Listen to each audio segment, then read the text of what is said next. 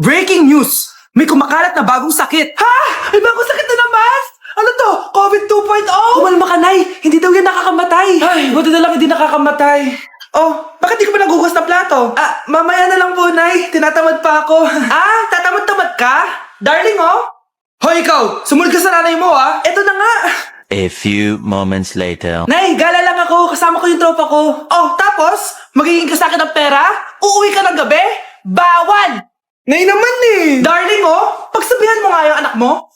Anak, huwag ka na tumulay dyan. Ang weird mo naman, Nay. Anak, hindi ko gusto yung jowa mo. Hiwalayin mo na yon. Nay, ano ba yan? Lahat na lang, pati yung girlfriend ko. Sumasagot ka na ngayon. Ang weird mo na. Siguro, ikaw yung nakakuha ng kumakalat na sakit ngayon. Sakit sa pag-iisip. Tama na. Dok, bakit po kayo nandito? Lumalala na ang kondisyon mo. Ikaw ang isa sa mga nakakuha ng malalang sakit. Ha? Hindi ko maintindihan. Nay, palagi mong kinakausap si tatay. Oh, ano naman? Patay na siya. Palagi mo binabanggit si tatay, pero ang totoo, wala ka naman talagang kausap. Sumama ka sa akin, para tuluyan ka ng gumaling. Mahal kita, Nay! Ikaw na lang yung meron ako. Sorry, anak. Mahal din kita. Ay, nagugutom na ako. Lobat na ako. Nasaan yung charger ng phone ko? Nandito lang yung kanina. Nay, nawawala yung charger ng phone ko. Bakit, anak? Ano ba naman yun, anak? Palagi ka na lang may nawawala. Hindi ka kasi naghahanap ng maayos. Eto lang, oh. Oh, ano to? Paano nangyari yun? Next time kasi, gamitin ng mata, hindi ang bibig. Oh. Opo, Nay. Nay, biglang nasira tong phone ko. Ginagamit ko pa naman to sa school. Pwedeng palitan mo? Nasira yung phone mo? Wait lang. Oh, ito, gamitin mo. Luma na to Bilan mo na lang ako ng bago, Nay. Naku, tigil-tigilan mo ako dyan, anak ha. Pinang-tire-strap ko lang naman yung luma mong phone. School ka pa nalalaman dyan. Sorry. Sige, okay na to. Nay, nakailang tinapay na ako pero gutom pa din ako. Anak, nakakabitin talaga yun sa breakfast tapos bitin din sa nutrisyon. O eto, bagong Energen. Mas pinadami na ang cereals nito kaya talagang mas matagal na ang busog mo. Talaga ba, Nay? Oo, mas mabubusog ka dito at mas complete nutrition pa to compared sa tinapay dahil meron na tong carbs, fiber, protein at mga vitamins kaya sulit talaga. Ang dami nga cereals, Nay. Tapos with milk pa. Ramdam ko na agad yung busog, Nay. Oh, may problema ka pa? Sabihin mo na lahat sa akin. May solution ako dyan. Go, Nay. Class, listen! Mamimiss ko kayo! Mamimiss namin yung subject niyo, ma'am. Mamimiss kita, ma'am, kahit wala naman ako natutunan sa inyo. Ano ba yung tinuro mo? Aba, nag-iiyakan na kami dito? Naglalato-lato ka pa din? Kahit inagaw mo sa akin yung crush ko, mamimiss kita. Ikaw din, mamimiss kita. Kahit ang baho ng hininga mo, kahit palagi mo ako nililista sa noisy, mas maingay pa din yung putok mo. Paano naging valedictorian yan? Nangungopia lang yun sa akin eh. Di ko na patatagalin. Sa teacher ko, na ang dami pinapagawa, palaging galit. Sa principal namin ngayon ko lang nakita, nandyan po pala kayo. Sa mga classmates kong amoy putok at puro kopya sa akin kahit may set A, set B. At sa crush kong di ako ginawa, ang dami mong time, be. O ano ka ngayon? Pangit mo. Maraming salamat sa inyong lahat. Yun lang. Ma'am, para sa'yo to. Mamimiss ka namin, ma'am. Thank you sa lahat, ma'am. Yes, sa wakas, gagraduate na ako. Anak, proud ako sa'yo. Aba, bakit ka nandito? Ma'am, di ba graduation po natin ngayon? Ay, hindi ka gagraduate. Pagsak ka sa akin, di ba? Ayan, kakalato-lato mo yan. Humanda ka sa akin sa bahay. See you na lang next year. Uulit ako. Anak, boyfriend mo ba yung anak ng kapitbahay natin? Opo, Nay. Ano? Ayoko yun. Makipag-iwalay ka na doon. Bakit naman, Nay? Mahal namin yung isa't isa. Di nga marunong magbayad ng utang yung nanay nun. Oh, ano naman kinalaman namin doon? Basta. Di kayo pwede nun. A few moments later. Babe, pumunta ka na. Tulog na si nanay. Hi, babe. Hello. Ba't parang kabado ka, babe? Kasi ayaw sa'yo ng nanay ko. Ayan na nga ba sinasabi ko? Nay! O anak, bakit nandito ka sa bahay ng babaeng yan? Nandito pala hindi marunong magbayad ng utang. Nahiya naman ako sa'yo, chismosa. Teka lang, magkano ba utang mo sa kanya, Nay? 50 pesos. 50 pesos lang yung utang niya sa'yo? 50 pesos lang? Umiiyak na? Bakit? Malaking bagay na yun sa akin. Oo, ito. Bibigyan ko kayo tig 1,000 tig isa. Ito, Nay. Manahimik ka na, Oh, magpapakasal na kami next week ng girlfriend ko, ah. Aba, kasal agad? Dagdagan mo to. Nay naman. Magkano po ba? 10 milyon. 10 milyon? Babe, mukhang 2050 pa tayo pwede magpakasal.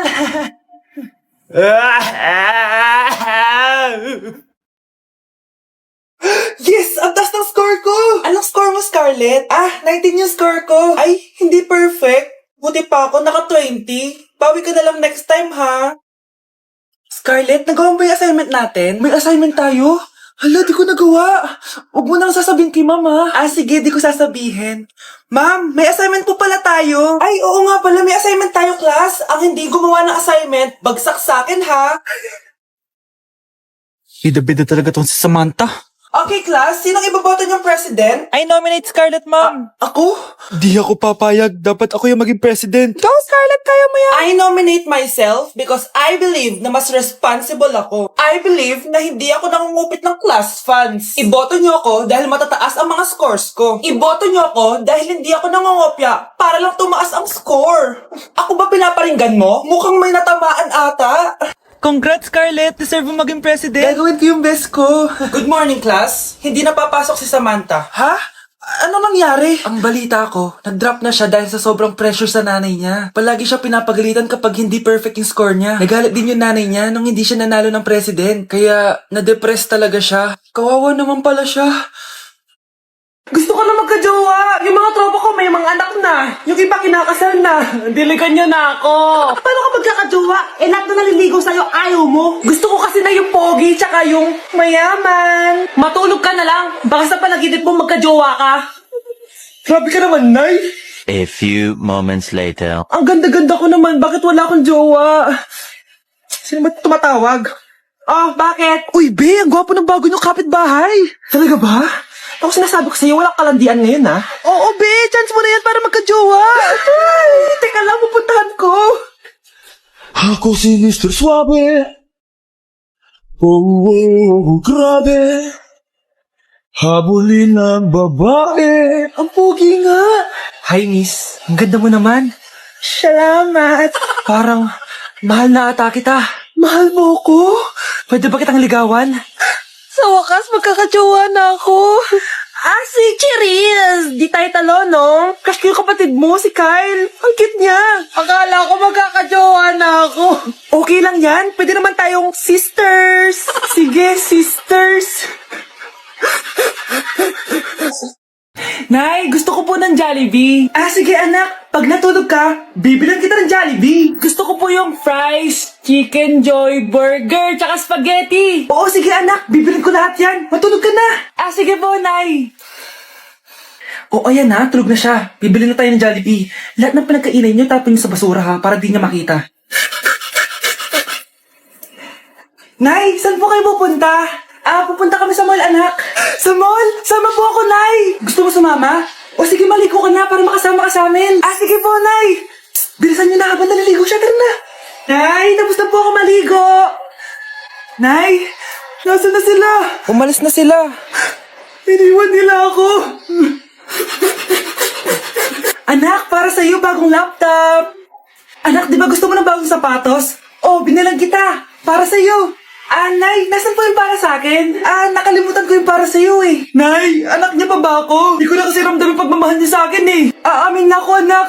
Ampun ka lang. Ampun lang ako. Saan niyo po ako galing, Nay? Nakita lang kita sa tayo ng mga kalabaw. Kalabaw yung nanay at tatay ko? Oo, anak. Nanay at tatay mo yung mga kalabaw. Okay, class. Let's start. Scarlett? Sorry po, ma'am. Late po ako. Ay, bawal na pumasok kapag late. Doon ko sa labas. Hintayin mo matapos yung subject ko. Ma'am, pero... Labas! Pinahiya mo ko, 5 minutes nang late si ma'am. Sorry class, na late ako. Start na natin discussion, ha? Ay, hindi, ma'am. Kapag na late na, bawal na pumasok. Aba, sino nagsabi sa'yo niyan? Ikaw po, ma'am. Kapag kami nalilate, bawal, hindi na papapasukin. Pero kapag kayo, pwede, okay lang. Ang unfair. Classmates, mag-party tayo dahil hindi na magtuturo si ma'am. Scarlett! Scarlett! Ano, may sasabihin ka ba? Wala po, ma'am. Buti po nakadating pa rin po kayo kahit na late. Okay, class, let's start. Ate, kumising ka dyan! Ate, ba't mo kami iniwan?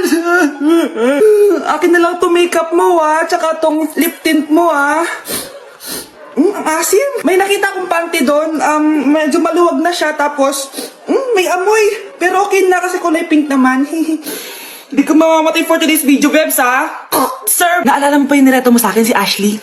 Girlfriend ko na ngayon. Yun lang yung tamang ginawa mo sa buhay mo. Ate, sana masaya ka kung nasan ka man ngayon. Ingat ka palagi dyan, ha? God bless and hope to see you soon. Ate, sabihin mo kay Lord, bigyan niya na ako ng jowa. Alam kong ghoster ka, pero wag mo ako mamultuin, ate, ha? Anak, sandali lang. Huwag na mo nagsasara. Huwag na mo nagsasara. Hindi naman sinasara. First day pa lang, eh. Ay, first day pa lang? Ba't ka nang iwan? Wala na tuloy ako mautusan dito. Yung pinari mo sa Shopee, kukunin ko na lang sa abuli mo yun, ha? Balita ko nandito daw yung crush mo, ha? Gumising ka na kasi dyan. Hi. Ang cute mo pala pagtulog. Diba crush mo ako? Andito ako kasi gusto ko sabihin na ika-crush back na kita. Anong sabi mo? Ika-crush back na kita. Kunyeta ka, kung kailan patay na ako, dun ba ako ika-crush back? Anong gagawin ko sa crush back mo? Bubuhayin ba ako niyan, ha?